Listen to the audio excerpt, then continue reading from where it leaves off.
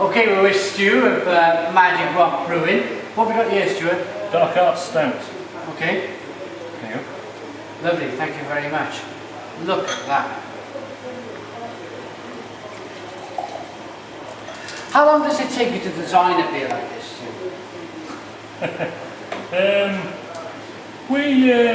We just sort of thinking about general ideas for the beers. Yeah.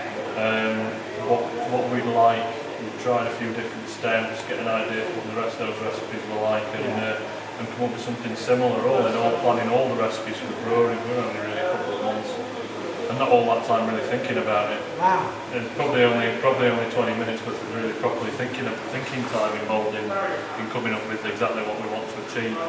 Just a bit of maths to work out the quantities for the ingredients. So, Magic Rock is a fairly new brewery. What's your history of brewing?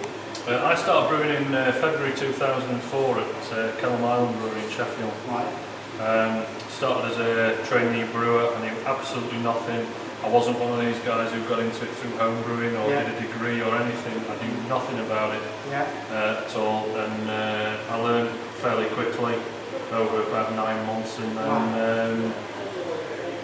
then the head brewer who was there at the time left, and I got stuck in charge of Kelham Island Brewery, which was about 3 months after they won the Champion Beer of Britain with Pale Rider.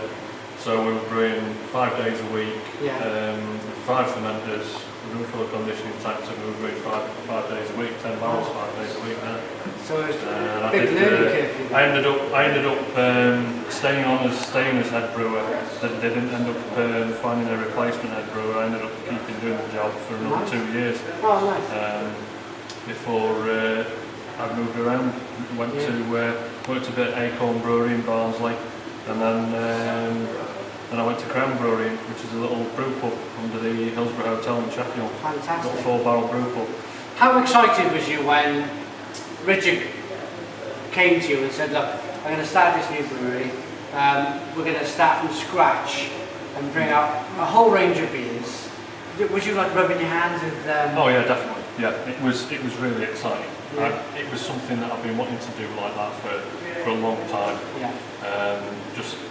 Yeah. It's the best way for me. From what I'd learned, I worked at a few different breweries, always brewing the same recipes that previous brewers had done. Yeah. Tweaking the odd little thing here and there. Crown Brewery was good. I had a bit of a free reign there. There was a few new recipes I could come up with. The records were terrible. They'd not really brewed properly for over a year, and it had changed hands. So there weren't really a lot of recipes left there. So I did come up with a lot of new recipes there, which gave me probably the experience to do what we've done here as well. To come up with new recipes, new ideas for brewing. So this whole thing is your baby, in fact. Did you design most of this? Yeah, it's all my specification.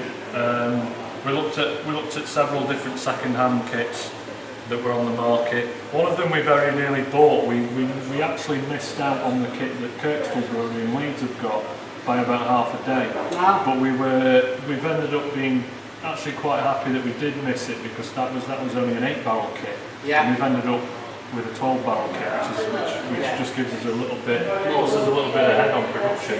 Really, it's a much better size for the premises. Yeah. We'd have already outgrown an 8-barrel kit by now. We wouldn't be able to get any more fermented in. But with 12, we can use the space a lot more. We can fit more in. 12-barrel suits us very well. Fantastic. So the dark art here, what we got with this beer? You've got a 6% stout. It's full-bodied. It's got a lot of black malt, brown malt, amber malt, and with the base pale ale malt, 6% ABV, and it's just a big roastiness. You've got a lot of a backbone, supported with a backbone of other darker malts in with the black malt. Not too bitter, not too much bitterness from the malt, not too much bitterness from the hops either, so it remains quite balanced, but still big. Still quite a lot of hops in here. Yeah. There's still quite a big hop character in this beer. It doesn't stand out too much to me, to be honest, but I know there's I know that we have got quite a lot of hops in. We put quite a lot in all the beers. Blended wonderfully. It's so smooth for a 6% beer. And that's obviously green out of the fermenting vessel. Straight out. Straight out. It's ready for going to casks on Monday. Today being Thursday. Yeah. Amazing. So it's another 4 days at about 7 degrees. Fantastic. So do you try all the beers before they go out? Do you give them a taste before? Oh yeah. Yeah. Right through the process. It's very interesting to taste the different flavours that are produced in the beer during the fermentation process. And you get a lot of flavours mid-fermentation that the yeast produces, different chemical compounds that are actually reabsorbed back into the beer, but they don't come out in the finished beer. So you can sometimes taste the beer that doesn't taste right in the middle of fermentation, and it will mature, and the yeast will remetabolise any sort of these compounds that it produces. Yeah. Thank you very much. Cheers. For the interview and the review of the Dark Arts. Be sure to check it out. It's a great beer. You'll get it from mybrewtap.com. Thanks for the interview. Cheers. It'll also be available on our website. Oh, go on. Of course, through our website, magicrockbrewing.com. Magicrockbrewing.com. Along with t-shirts and glasses and all sorts various other bits and bobs, yeah. Awesome. Great. Cheers.